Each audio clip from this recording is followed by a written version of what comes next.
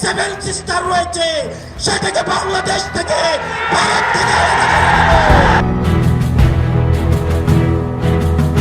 কূটনীতির টেবিলে আজ এক ভিন্ন বাংলাদেশ। যে ঢাকাকে এতদিন ভারত নিজেদের সবচেয়ে বিশ্বস্ত বন্ধু ভাবত, সেই ঢাকার বুকে এখন জ্বলছে ক্ষোভের আগুন। সাম্প্রতিক রাজনৈতিক পট পরিবর্তন এবং সীমান্তের উত্তেজনা যেন এক নতুন সমীকরণের ইঙ্গিত দিচ্ছে। আন্তর্জাতিক বিশ্লেষকরা বলছেন, বাংলাদেশ যদি চায় তবে ভারতের মূল ভূখণ্ড থেকে সেভেন সিস্টার্সকে বিচ্ছিন্ন করে দেওয়া এখন কেবল সময়ের ব্যাপার মাত্র। আজকের ভিডিওতে জানবেন এমন সব তথ্য যা মিডিয়ায় আপনি কখনোই শোনেননি। বাংলাদেশ কি করতে চাচ্ছে, সেই সেভেন সিস্টার্স কি আলাদা হতে যাচ্ছে ভারত থেকে, তা জানতে ভিডিওটি শেষ পর্যন্ত দেখুন, কারণ শেষেই লুকিয়ে আছে আসল রহস্য।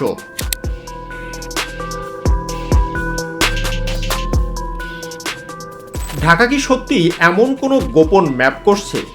ভারতের বুকে কাঁপন ধরানো সেই চিকেন স্নেক ব্লকেড থিওরি আসলে কি?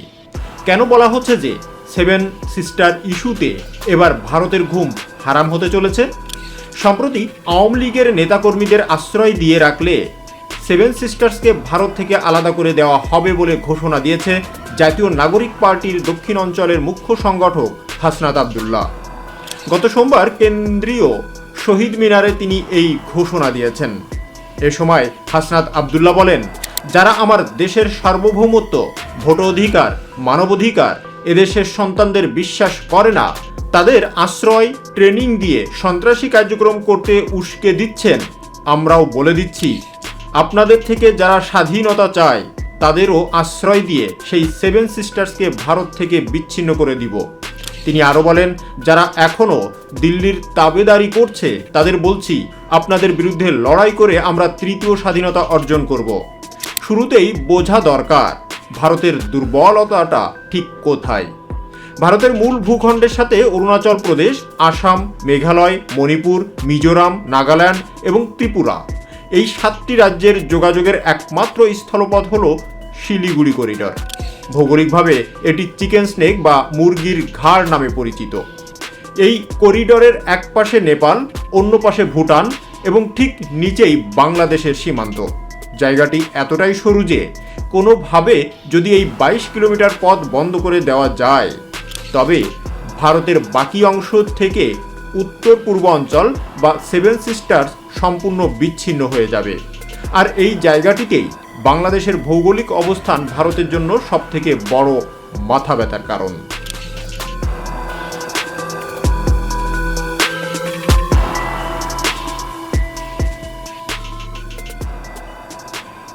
এতদিন ভারত নিশ্চিন্ত ছিল, কারণ বাংলাদেশে তাদের বন্ধু সুলভ সরকার ছিল। কিন্তু বর্তমান প্রেক্ষাপট ভিন্ন। ঢাকার রাস্তায় এখন ভারত বিরোধী স্লোগান। সীমান্তে বিএসএফ এর গুলির জবাবে বিজিবিও এখন পাল্টা অবস্থানে। সমরবিদরা বলছেন, বাংলাদেশ যদি চীন বা অন্য কোনো পরাশক্তির সাথে হাত মিলিয়ে এই করিডরের আশেপাশে নিজেদের সামরিক বা কৌশলগত অবস্থান শক্ত করে, তবে ভারতের জন্য তা হবে এক ভয়ানক দুঃস্বপ্ন। ভারতের ঘাড় এখন আক্ষরিক অর্থেই বাংলাদেশের নিঃশ্বাসের সীমানায়। কিন্তু প্রশ্ন হলো, বাংলাদেশ কেন এমন চরমপন্থা বা কঠোর অবস্থানের দিকে যাবে? এর উত্তর লুকিয়ে আছে গত 1 দশকের বঞ্চনা আর অপমানে। তিস্তার পানি বন্টন চুক্তি নিয়ে ভারতের টালবাহানা, সীমান্তে প্রতিনিয়ত বাংলাদেশি নাগরিকদের হত্যা এবং বাণিজ্যে অসম নীতি, সব মিলিয়ে বাংলাদেশের সাধারণ মানুষের মনে ভারতের প্রতি ক্ষোভ দানা বেঁধেছে। বিশেষ করে সাম্প্রতিক সময়ে বাংলাদেশের আভ্যন্তরীণ রাজনীতিতে ভারতের কথিত হস্তক্ষেপের অভিযোগ এই ক্ষোভের বারুদে আগুন দিয়েছে। ঢাকার নীতি নির্ধারকেরা এখন মনে করছেন, ভারতকে চাপে না রাখলে ন্যায্য হিস্সা আদায় সম্ভব নয়। আর ভারতকে চাপে ফেলার সবথেকে বড় ট্রাম্প কার্ড হলো এই সেভেন সিস্টার্স।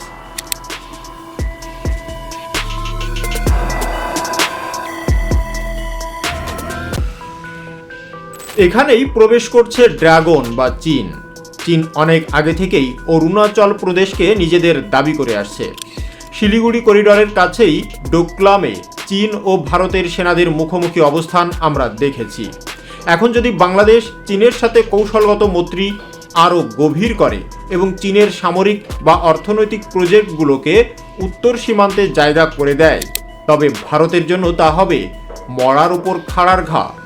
বিশ্লেষকরা মনে করছেন ঢাকা এখন আর দিল্লিকে তোয়াক্কা করছে না, বরং বেইজিংয়ের সাথে হাত মিলিয়ে এক নতুন গোপন ম্যাপ বা ব্লুপ্রিন্ট তৈরি করছে। এবার আসি সেই গোপন ম্যাপের কথায়। যদিও সরকারিভাবে কোনো যুদ্ধ ঘোষণা হয়নি, কিন্তু আধুনিক যুদ্ধ কেবল বন্দুক দিয়ে হয় না, এটি হয় লজিস্টিক্স এবং সাপ্লাই চেইন দিয়ে। ভারতের সেভেন সিস্টার্সে পণ্য পরিবহনের জন্য বাংলাদেশের ট্রানজিট সুবিধা ভারতের জন্য অত্যন্ত জরুরি।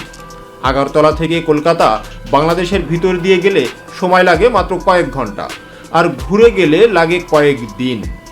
ঢাকা যদি এই ট্রানজিট সুবিধা পুরোপুরি বন্ধ করে দেয়, তবে সেভেন সিস্টার্সে নিত্য প্রয়োজনীয় পণ্যের দাম আকাশ ছোঁয়া হবে। সেখানে দেখা দেবে চরম অস্থিরতা।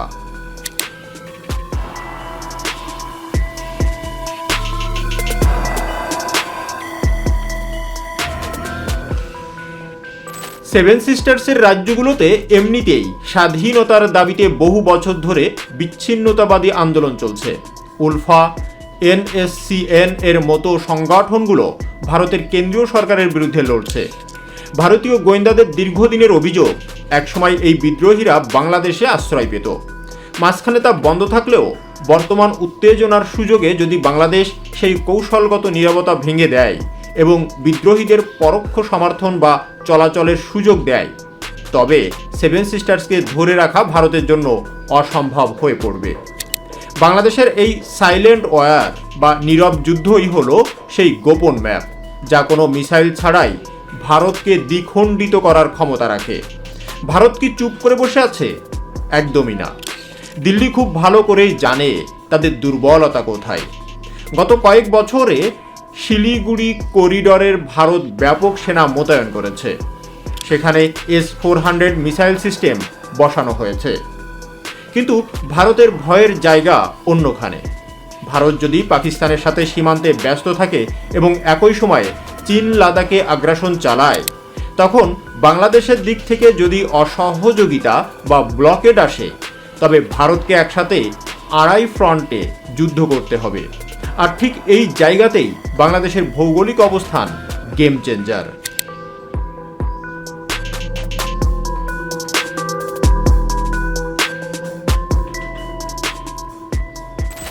ভারতীয় মিডিয়াগুলোতে এখন হাহাকার।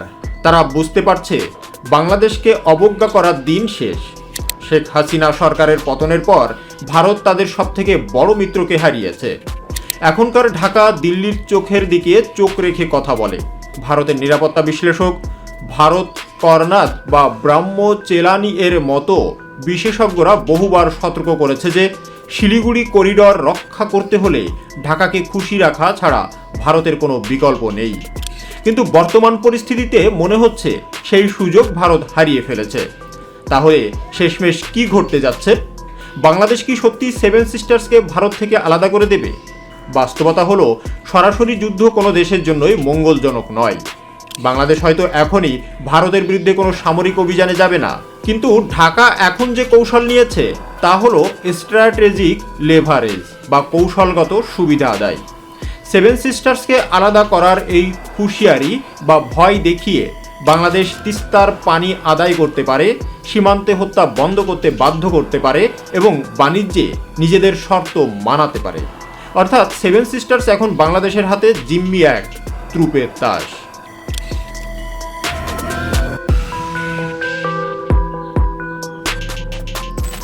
তবে একটা কথা পরিষ্কার, 1971 সালের সেই কৃতজ্ঞ বাংলাদেশ আর 2024-25 সালের এই শক্তিশালী বাংলাদেশ এক নয়। দক্ষিণ এশিয়ার রাজনীতিতে এক নতুন পরাশক্তির জন্ম হচ্ছে। ভারত যদি তাদের দাদাগিরি সুলভ আচরণ পরিবর্তন না করে, তবে মানচিত্র বদলের এই গোপন ছক যে কোনো দিন বাস্তবে রূপ নিতে পারে। সেভেন সিস্টার্স ভারতের শরীরে থাকবে কি না তা এখন যতটা না দিল্লির ইচ্ছার উপর নির্ভর করছে, তার চেয়ে বেশি নির্ভর করছে ঢাকার মর্জির উপর। আপনার কি মনে হয় বাংলাদেশের কি উচিত সেভেন সিস্টার্স ইস্যুকে ব্যবহার করে ভারতের উপর চাপ সৃষ্টি করা, নাকি এতে দুই দেশের সম্পর্ক আরও খারাপ হবে? ভারত কি পারবে তাদের এই সেভেন সিস্টার্সকে রক্ষা করতে? আপনাদের মূল্যবান মতামত কমেন্টস করে অবশ্যই জানাবেন। আমাদের চ্যানেলটি সাবস্ক্রাইব করুন এবং এই ধরনের আরও গভীর বিশ্লেষণমূলক ভিডিও পাওয়ার জন্য চ্যানেলটি সাবস্ক্রাইব করে পাশে থাকা বেল আইকনটি প্রেস করতে ভুলবেন না। খুব শীঘ্রই দেখা হবে আপডেটেড কোনো বিষয় নিয়ে। ধন্যবাদ।